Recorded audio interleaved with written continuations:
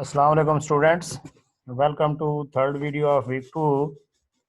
So far we have discussed in this week database management system based approach, advantages of this approach and then limitations. Today our topic is components of database environment के जो environment होती है उसके components क्या होते हैं उनको हमने डिस्कस करने हैं. Components of dB database environment के आपका जो डेटाबेस का पूरा सिस्टम बनता है उसके एनवायरनमेंट में क्या क्या कंपोनेंट्स हो सकते हैं. These are some components data administrators, system developers and users, case tools, repository, DBMS, database applications, user interface. तो ये कंपोनेंट्स हमने डिस्कस करने हैं. वन बाय वन इनको देखते हैं ये क्या होते हैं. इसमें से दो तो हम ऑलरेडी जानते हैं कि डेटाबेस क्या होता है. Database is actually is an organised collection of logically related data, ये हम डिफाइन कर चुके हैं. और डेटाबेस मैनेजमेंट सिस्टम डीबीएमएस को भी हम जानते हैं कि ये क्या होता है. Database management system is a software that help to create, maintain database and provide controlled access. तो ये हमने इसकी डेफिनेशन देखी थी.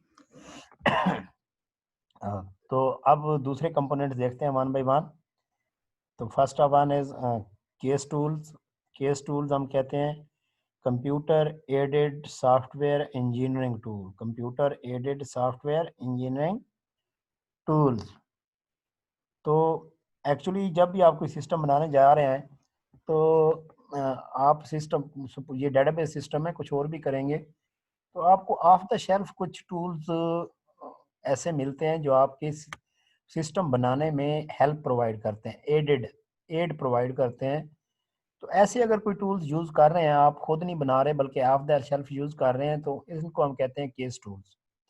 फॉर एग्जांपल, आप डेटाबेस सिस्टम बनाने जाते हैं तो आप डॉक्यूमेंटेशन के लिए एमएस वर्ड यूज़ करते हैं, तो ये आपका केस टूल हो सकता है इस सिनेरियो में. एमएस विजियो यूज़ करते हैं डिज़ाइनिंग के लिए. रैशनल रोज यूज़ करते हैं डिज़ाइनिंग के लिए. कंप्यूटर आर्किटेक्चर यूज़ करते हैं. तो ऐसे वो सॉफ्टवेयर, ऐसे तमाम टूल सॉफ्टवेयर जो आप डेवलप नहीं करते, ऑफ द शेल्फ जो है ना आप यूज़ करते हैं, जो आपको सिस्टम बनाने में हेल्प आउट करेंगे, तो ऐसे टूल्स को हम क्या कहते हैं, केस टूल्स. उसके बाद आप आ जाए रेपोजिटरी के ऊपर. रेपोजिटरी रेपोजिटरी कहते हैं store house of meta data. Meta data क्या था? मेटा डाटा बाज data about data, data description, schema हमने कहा था. तो ऐसी वो जगह, ऐसा वो स्टोर जहां पे आपका मेटा डाटा स्टोर होगा उसको हम कहते हैं रेपोजिटरी. आपको याद होगा हमने सीक्वल सर्वर जब ओपन किया था तो उसमें मैंने आपको दिखाया था ऑब्जेक्ट एक्सप्लोरर. उसमें ऑब्जेक्ट एक्सप्लोरर में अगर आप देखें तो वहाँ पे डाटा डेफिनेशन होती हैं, क्या डाटा इसमें स्टोर किया हुआ, कॉलम्स क्या हैं, उसकी डेफिनेशंस थी, वो सारा वो जो बला थी वो आपका रेपोजिटरी थी. वो क्या थी? रेपोजिटरी थी. तो store house of meta data.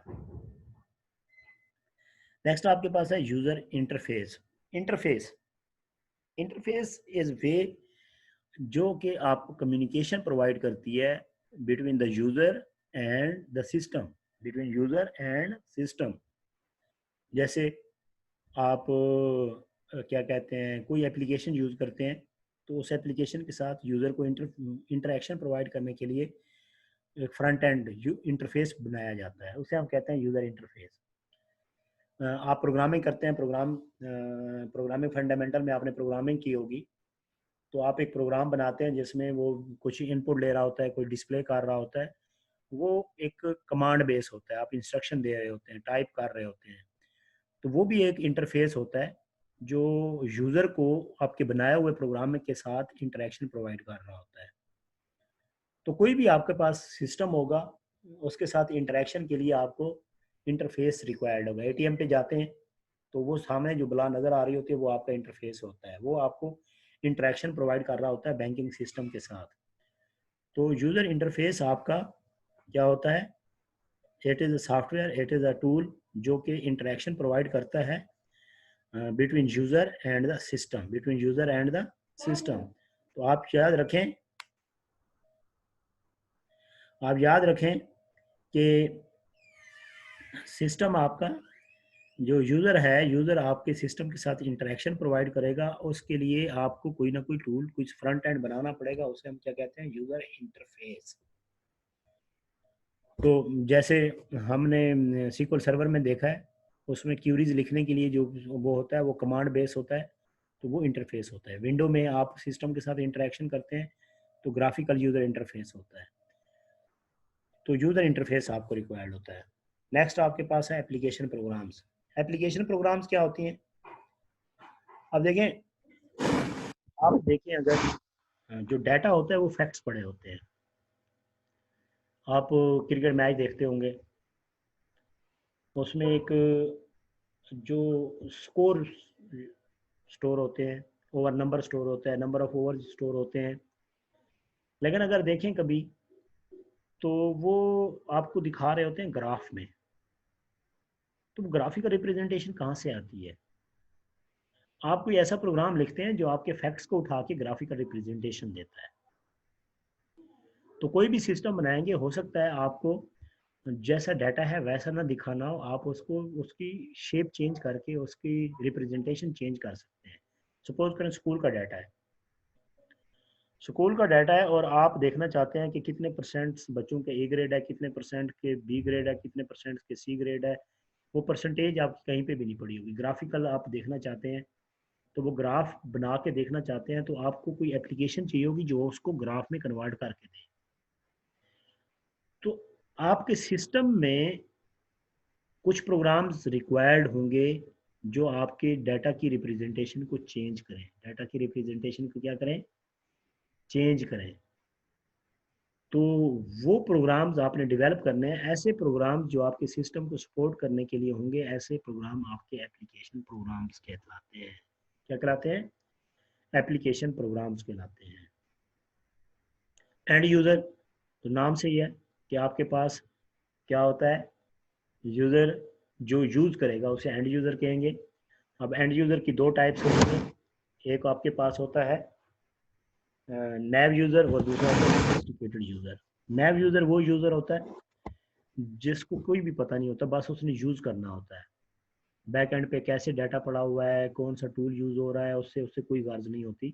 वो जस्ट आपकी क्यूरी लिखता है। जैसे आप गूगल पे जाते हैं, गूगल पे आप टाइप करते हैं और कुछ भी नहीं होता, या कंटेक्ट लिस्ट में आप नंबर सर्च करते हैं, ऐड करते हैं, आपको नहीं पता बैक एंड पे कैसे वो कर रहा है। ऐसा नैव यूज़र होता है। सोफिस्टिकेटेड यूज़र होता है दूसरी टाइप का यूज़र। सोफिस्टिकेटेड यूज़र उस यूज़र को कहते हैं जिसको पता होता है। जैसे आप क्या करते हैं, उसमें जाते हैं SQL सर्वर में क्यूरी लिखते हैं, तो आपको पता होता है डाटा क्या है, डाटा का स्ट्रक्चर क्या पड़ा हुआ है, टूल कौन सा यूज़ कर रहे हैं, क्यूरी कैसे लिखेंगे। ये सारी इन्फॉर्मेशन आपको ना हो तो आप SQL सर्वर के ऊपर जो हम डाटा रिट्रीव करने की क्यूरी लिखते हैं वो हम फिर नहीं लिख पाएंगे, हम डाटा रिट्रीव नहीं कर पाएंगे। ये सारी चीज़ें हमें इन्फॉर्मेशन पता होनी चाहिए। ऐसा कोई यूज़र आता है, वो आपका सोफिस्टिकेटेड यूज़र है। जिसको कुछ पता नहीं है डाटा कैसे स्टोर है, किस तरह कहाँ पे कैसे स्टोर है, वो आपका क्या होता है, नैव यूज़र होता है। अब ये सारी चीज़ें जो डेवलप करेगा उसे हम सिस्टम डेवलपर कहेंगे। और जो डाटा के ऊपर डाटा को डिफाइन करेगा, डाटा डेफिनेशन बताएगा, डाटा के ऊपर राइट्स बताएगा, किसको कितना एक्सेस देना है, वो पर्सन आपका क्या कहलाएगा, डाटा एडमिनिस्ट्रेटर। तो वन बाय वन यहाँ पे डेफिनेशन, तो हम एक ओवरव्यू देखते हैं। केस टूल्स क्या है, computer aided software engineering tools, ये ऑटोमेटेड टूल्स होते हैं जो कि डिज़ाइन करते हैं डेटाबेस एंड एप्लीकेशन प्रोग्राम को। ये एग्जांपल मैंने आपको पहले बता दी है। रेपोजिटरी मैंने क्या कहा था, store house of meta data, a centralised knowledge base of all data definition जहाँ पे पड़ी होती है। डाटा के रिलेशनशिप्स होते हैं, कॉन्स्टेंट्स, रिस्ट्रिक्शंस होती हैं। ये वही ऑब्जेक्ट एक्सप्लोरर को आप एक्सप्लोर करके देखें तो उसमें जो बला भी पड़ी होती है वो आपकी यही चीज़ होती है। ये डाटा डेफिनेशन होती हैं, रिलेशनशिप्स होते हैं, कॉन्स्टेंट्स होते हैं, और इसको रेपोजिटरी कहते हैं। फिर आपका DBMS हम पहले डिफाइन कर चुके हैं, डेटाबेस भी डिफाइन कर चुके हैं। Application program, program that are used to create maintain database and provide information to the user. User interface and text, एक कमांड बेस भी हो सकता है, ग्राफिकल डिस्प्ले भी हो सकता है, डिस्कस कर चुके हैं। और data personal responsible for maintaining the database, उसको हम कहेंगे सिस्टम डेवलपर, जो आपको डेटाबेस को डिज़ाइन करके देगा। एंड यूज़र, जो यूज करेगा उसको, आपके सिस्टम को, नैव यूज़र भी हो सकता है और सोफिस्टिकेटेड यूज़र भी हो सकता है। These are the components of the database system जो हम इसमें यूज करेंगे। तो that's it for this video. Next में हम देखेंगे क्या करना है। Thank you.